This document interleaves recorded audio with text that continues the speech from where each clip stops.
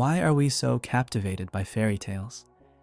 What is it about these timeless stories that makes them feel both magical and oddly familiar? At first glance, they seem simple, just bedtime stories for children. But look closer, and you'll see something extraordinary. These tales speak to the deepest parts of who we are. They echo the fears, desires, and mysteries that live quietly within us. Marie-Louise von Franz, one of Carl Jung's closest collaborators, believed that fairy tales are more than just entertainment. She saw them as maps of the human psyche, showing us the hidden landscapes of our minds. And at the heart of many of these stories lies a profound concept: the shadow. The shadow isn't some mystical force from outside. It's the part of ourselves we'd rather not see. It's the anger, envy, and fear we bury because they're too uncomfortable to face. Fairy tales, however, don't shy away from these feelings. Instead, they bring them to life through wicked witches, terrifying monsters, and dark forests filled with danger. But here's the twist. These stories don't just present the shadow as something to fear. They show us how facing it can lead to transformation. They invite us to ask, what would happen if I stopped running from the parts of myself I don't like? This is the journey we'll explore. Together, we'll uncover the deeper meanings behind the villains and challenges in fairy tales, and discover what they reveal about the battles we fight within ourselves. Because, as von Franz teaches us, the stories we tell aren't just about once upon a time. They're about right now, and the truths we carry in our own hearts.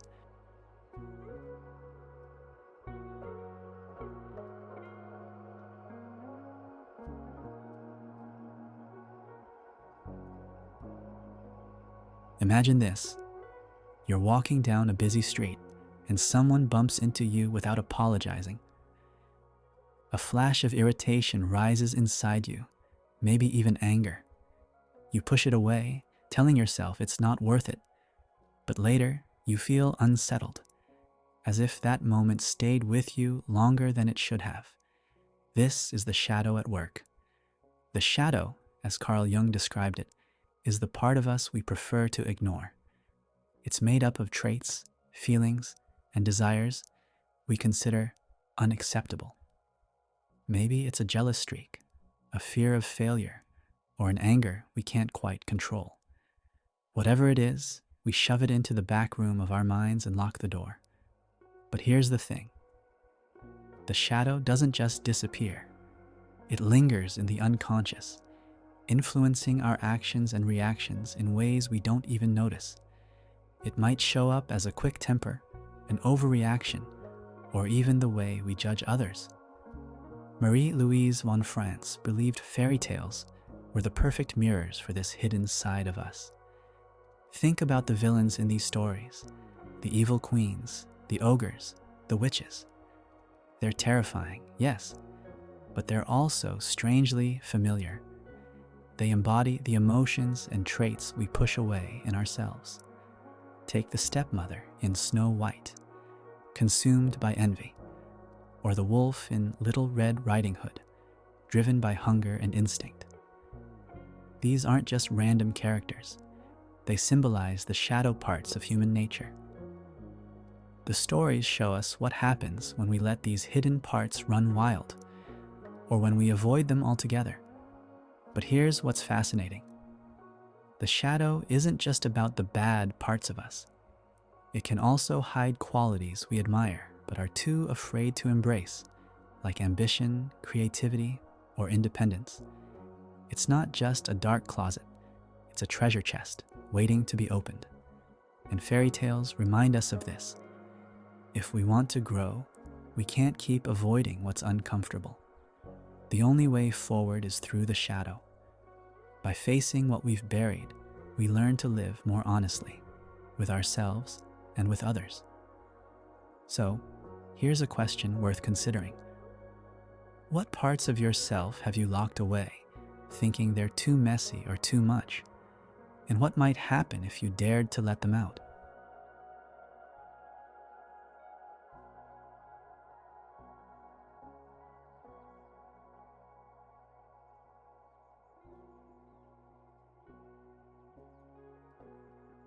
When you think of evil in fairy tales, it's easy to picture a clear divide.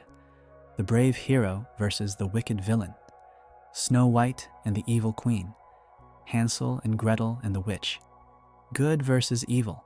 Black and white. Simple, right? Not quite. Marie-Louise von Franz showed us that these tales aren't just about defeating an external enemy. The real battle takes place within. The villains we fear, those witches, wolves, and sorcerers, are not just characters. They're reflections of the darker forces inside us. Take the evil queen in Snow White.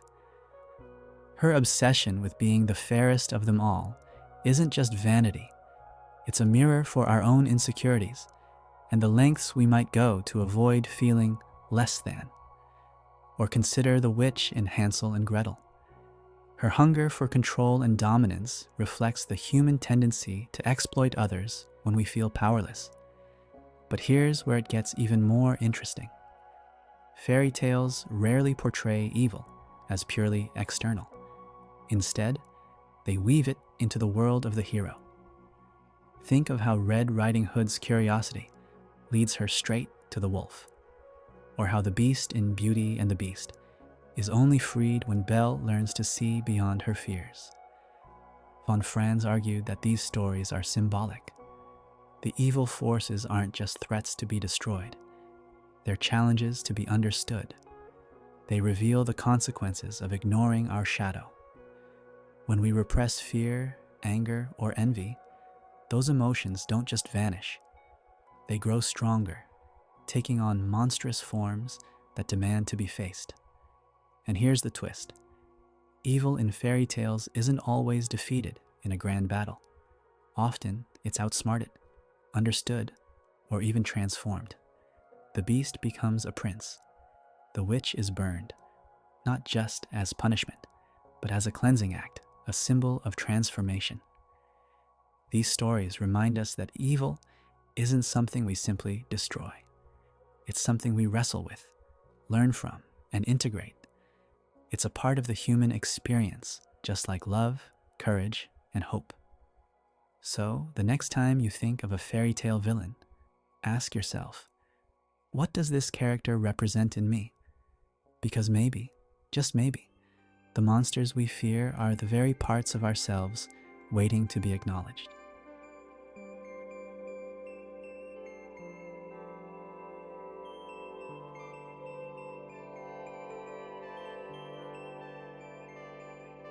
Every great story begins with a challenge, a call to adventure.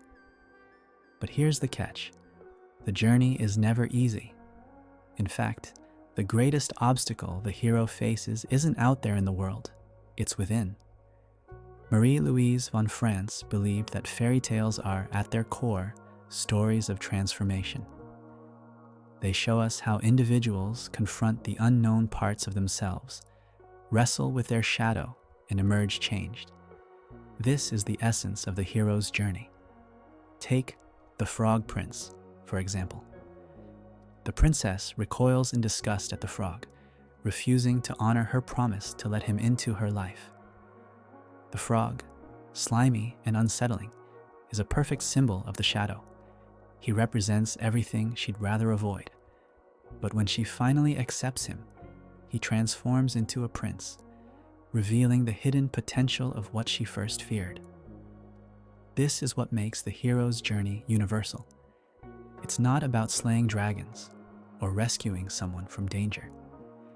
It's about facing the dragons within, those parts of ourselves that feel unworthy, messy, or broken.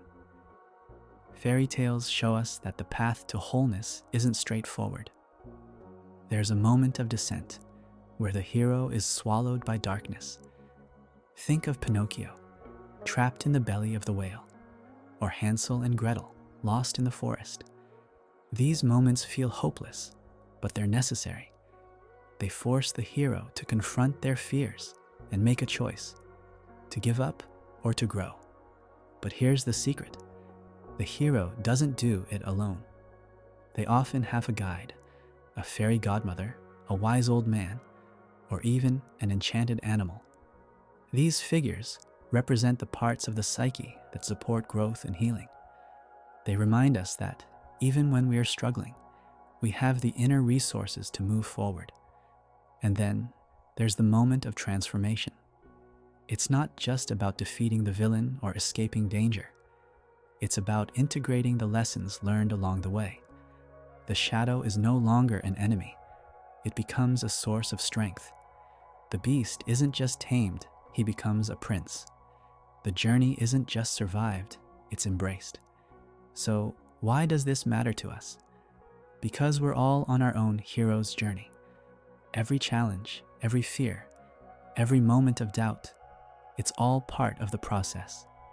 And just like in the fairy tales, the only way out is through. Ask yourself, what shadows are you running from?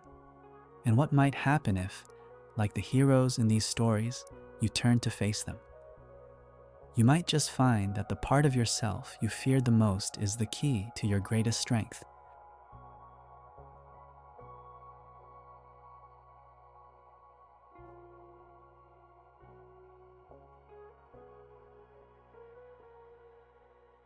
There's something extraordinary about fairy tales. They've been passed down for generations, surviving the test of time. But why? What is it that keeps us coming back to these stories?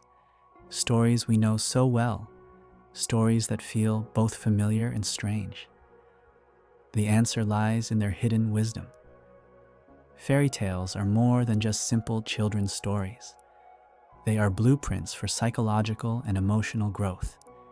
They tap into the archetypes and symbols that shape our understanding of the world and ourselves. But what makes them so powerful is that they don't just offer solutions. They challenge us to think, to reflect, and to change. Think of the story of Cinderella. Her life is filled with hardship and injustice, but through the magical help of her fairy godmother, she is transformed. But the real transformation isn't in her appearance, it's in her self-belief. Cinderella's growth comes when she stops seeing herself as a victim and starts recognizing her own worth. The fairy godmother, in this sense, isn't just a magical figure. She's a representation of the inner wisdom that helps us unlock our potential. And then there's the 12 dancing princesses. The princesses live under strict rules, but they secretly dance all night, defying authority. It's a story of rebellion and hidden desires, of breaking free from the expectations placed on us. But as they face the consequences of their actions, they also learn the importance of balance and responsibility. These stories aren't just lessons in morality. They're blueprints for self-empowerment. They teach us that growth isn't linear. It's messy, challenging, and full of contradictions. But that's where the magic lies. Fairy tales give us permission to embrace the full range of human experience, the joy, the sorrow, the light, and the dark. So, what does this mean for us today? In a world that constantly pushes us to conform, fairy tales encourage us to explore our own truths. They show us that growth isn't about perfection. It's about facing the challenges, the fears, and the parts of ourselves we'd rather avoid. Fairy tales remind us that, just like their heroes, we are on our own journey of transformation. We don't need to be perfect. We don't need to have all the answers. But we do need to be willing to face the shadows, to embrace the unknown, and to trust that, through it all, we will emerge stronger. So ask yourself, what hidden wisdom is waiting for you in the stories you've been told? What lessons can you draw from them to help you on your own path of growth? The answers might be closer than you think.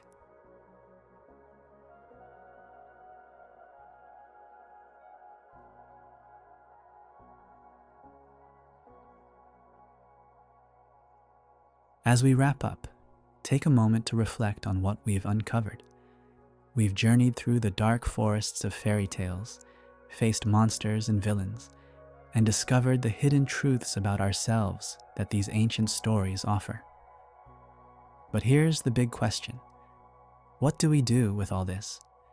The heroes in these tales didn't become who they were by avoiding their challenges.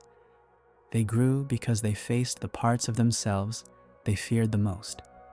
The shadow, the darkness, wasn't just something to overcome. It was something to understand, to integrate, and in some cases, to transform. You don't have to be perfect to start your own journey. You don't have to have all the answers right away. What matters is that you begin. Because, as we've seen in these fairy tales, every hero starts where you are, uncertain, vulnerable, but ready to take the next step. So I'll leave you with this thought. What if the shadow you've been running from is actually the key to your growth? What if embracing those uncomfortable parts of yourself could unlock a power you never knew you had? Fairy tales teach us that it's not the struggles we face that define us. It's how we choose to meet them. So, what's your next step? The journey is yours. It's waiting for you to take it.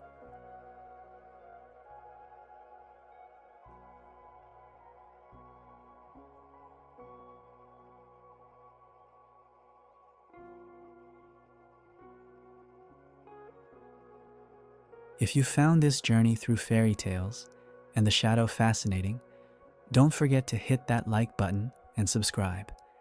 And here's a question for you. What part of your own shadow are you ready to face? Drop your thoughts in the comments below.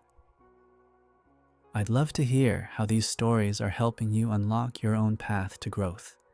Keep exploring, and remember, the next chapter of your story is just a step away.